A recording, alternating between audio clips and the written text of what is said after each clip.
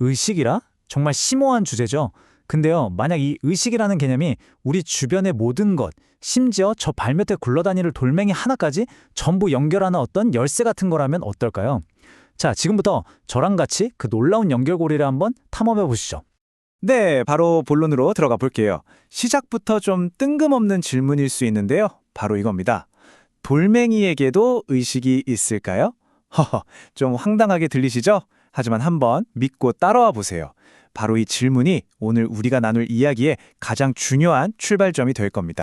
오늘 우리가 살펴볼 이 자료에서는요, 정말 대담한 주장을 하나 해요. 뭐냐면 이 세상의 모든 창조물을 연결하는 보이지 않는 다리가 있다는 거예요. 그리고 그 다리의 정체가 바로 의식이라는 거죠. 정말 놀라운 아이디어 아닌가요? 자, 이 개념을 중심으로 하나씩 한번 파헤쳐 보겠습니다. 자, 여기 인식의 사다리라고 부를 만한 게 있습니다. 우리가 이걸 같이 한번 올라가 볼 건데요. 가장 아래, 그러니까 제일 근본적인 광물에서부터 시작해서요. 식물, 동물, 그리고 마침내 우리 인간의 일기까지. 각 단계에서 의식이 어떻게 서로 연결되고 또 진화하는지 그 여정을 함께 따라가 보시죠. 좋습니다. 그럼 이제 본격적으로 의식의 사다리를 한번 올라가 볼까요?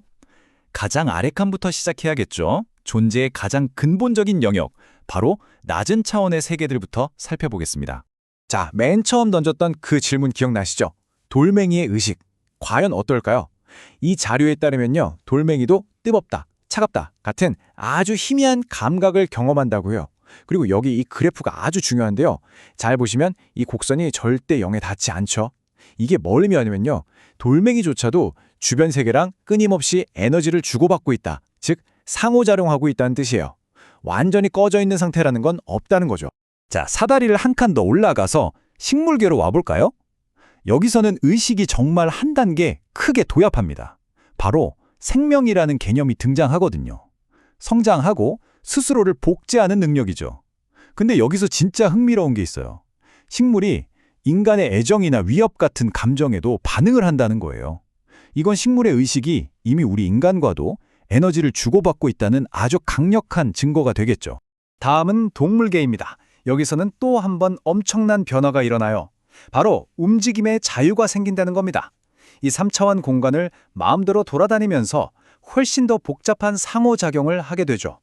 그리고 놀랍게도 동물들은 식물과도 소통하고 당연히 우리 인간과도 소통합니다. 어떠세요?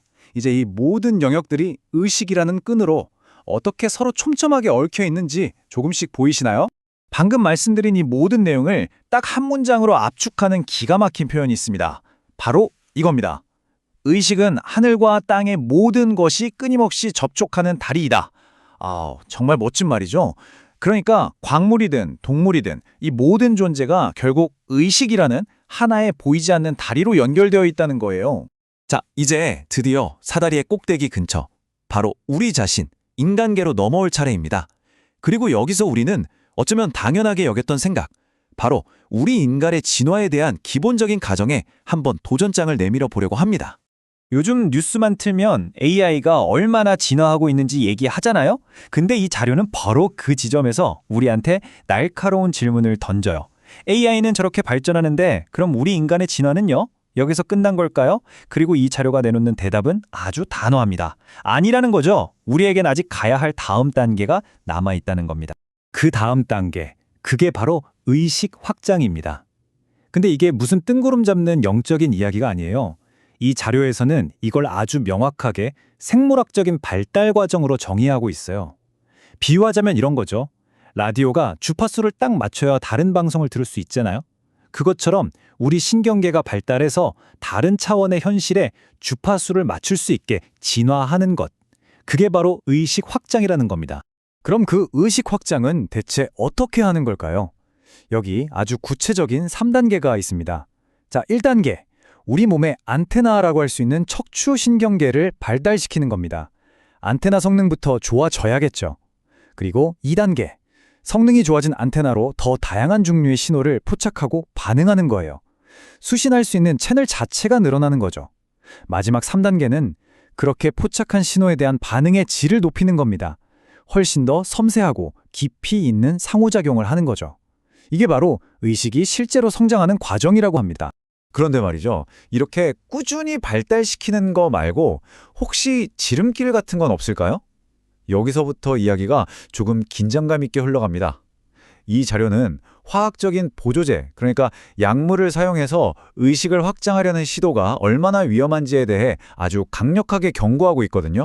물론 이런 물질들을 영적인 목적으로 사용해온 역사가 굉장히 길다는 건 사실입니다.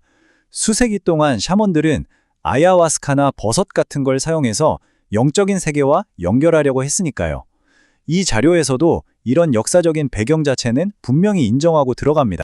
하지만 바로 여기서 이 약물의 딜레마가 발생합니다. 이 자료의 입장은 정말 단호해요.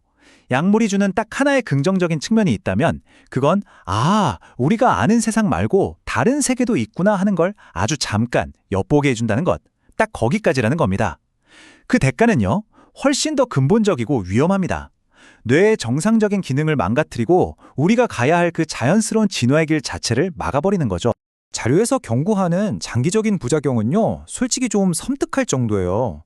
자연스러운 진화를 방해하는 건 기본이고 신경 조직 자체가 손상되거나 아예 파괴될 수도 있대요. 결국 자기 통제력을 잃게 되고 최악의 경우에는 낮은 차원의 끔찍한 세계를 악몽처럼 경험하게 될 수도 있다는 거죠. 이건 진화가 아니라 명백한 퇴보입니다. 그렇다면 다른 영역과 상호작용하기 위해 진짜로 필요한 건 뭘까요? 정답은 지름길이 아닙니다. 바로 이거예요. 안정되고 맑고 또 고요한 마음. 이런 마음 상태를 바탕으로 우리 신경계가 자연스럽게 발달하는 것. 오직 그 길뿐이라는 겁니다. 자, 이제 거의 다 왔습니다. 지금까지의 여정을 한번 정리해보고 우리가 어디로 나아가야 할지 생각해보면서 마무리를 해볼까 합니다. 오늘 이야기에서 우리가 꼭 기억해야 할 핵심 딱 3가지만 짚어볼게요. 첫째, 의식은 단절된 게 아니라 모든 것을 연결하는 하나의 거대한 스펙트럼이라는 점. 둘째, 인간의 진화는 끝난 게 아니다. 다음 단계는 바로 의식 확장이라는 것. 그리고 마지막으로 가장 중요한데요.